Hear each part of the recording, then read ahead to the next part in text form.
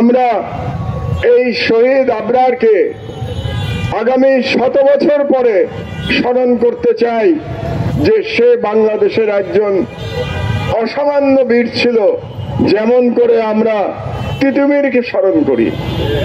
আবরার এই বুয়েটেরই ছাত্র। আমি জীবনের পরন্ত বেলায় আজকে আমার সন্তান তুল্য বুয়েটের ছাত্র ছাত্রীদের মধ্যে এসে দাঁড়িয়েছি। আমার সৌভাগ্য যে শহীদ আবরার ফাহাদ যে হলের ছাত্র ছিলেন, আমি 1977 সাল পর্যন্ত সেই হলেরই ছাত্র ছিলাম। আমি শেরে বাংলা হলের ছাত্র ছিলাম এবং আমি গর্বিত যে শহীদ আবরার পরবর্তীতে যে হলে আছে সেই হলের সাথে আমার 4 বছরের স্মৃতি জড়িয়ে আছে। এবং আমি মনে করি ভারতীয় আধিপত্যবাদের বিরুদ্ধে যে লড়াই চলছে আমাদের গত 53 বছর ধরে, সেই লড়াইতে শহীদ আবরারের শাহাদাত বরণ একটি টার্নিং পয়েন্ট, একটি বিশাল টার্নিং পয়েন্ট ছিল, যেটা বাংলাদেশের বিপুল জনগোষ্ঠীকে ভারতের বিরুদ্ধে, ভারতীয় হেজেমনির বিরুদ্ধে একতাবদ্ধ করতে সক্ষম হয়েছিল। শহীদ আবরার আমাদের ভারতীয় হেজেমনির বিরুদ্ধে স্বাধীনতার প্রতীক, আর শেখ মুজিবুর রহমান স্বৈরাচারের প্রতীক। শেখ মুজিবুর রহমান হাসিনার ফ্যাসিবাদের আইকন।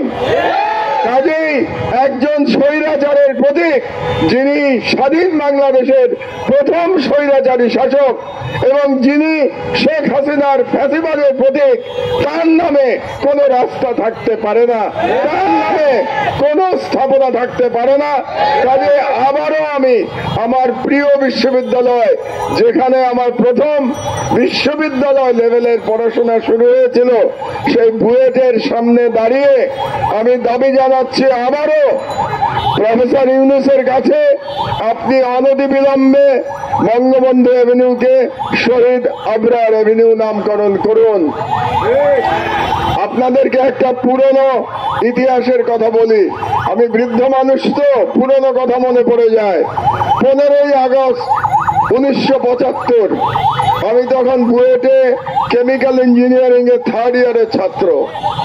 সকালে আমার মনে আছে, আমার পাশের রুমের যে ছেলেটি ছিল আমার 1 বছর জুনিয়র, সে এসে আমাকে ঘুম ভাঙিয়ে বলল, মাহমুদ ভাই ঘুম থেকে ওঠেন, স্বৈরাচারের পতন হয়েছে।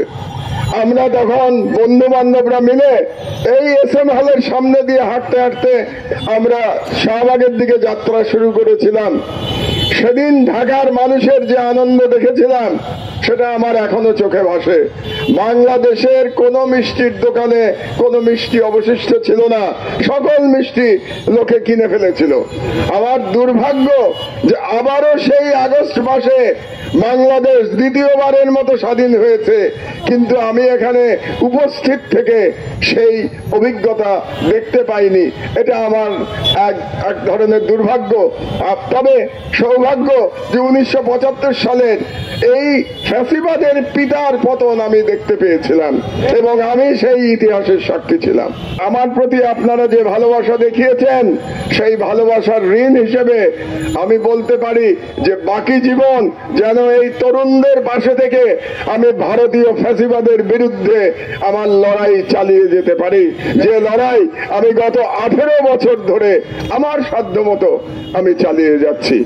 তো কাজেই আমি এই সরকারকে প্রথমেই বলেছিলাম যে আপনারা বিপ্লবকে ধারণ করুন, বিপ্লবকে ধারণ করে আপনারা বিপ্লবী সরকার হন, আপনারা কোনো অন্তর্বর্তীকালীন সরকার হবেন না।